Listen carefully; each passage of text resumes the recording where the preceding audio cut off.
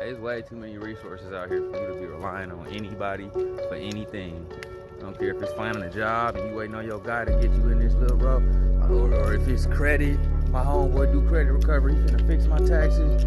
Or I'm trying to buy a house and my homegirl a renter, a realtor. She gonna help me get this. Bro, Google has been around for too long, where you don't need to rely on nobody for shit. I literally Google everything. If I hear a word and I don't know what the meaning of it is, I Google it. I was just on a Zoom meeting and somebody said, what they say, TLDR, and I was about to say, hey, what does that mean? Let me Google the shit. Before you get to asking people for help, see if you can at least just try to Google an answer for yourself.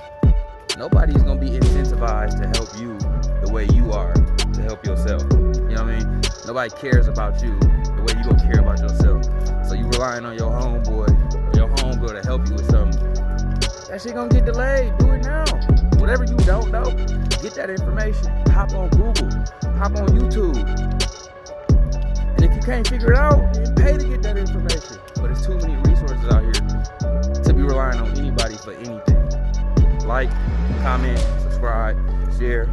Stop relying on people.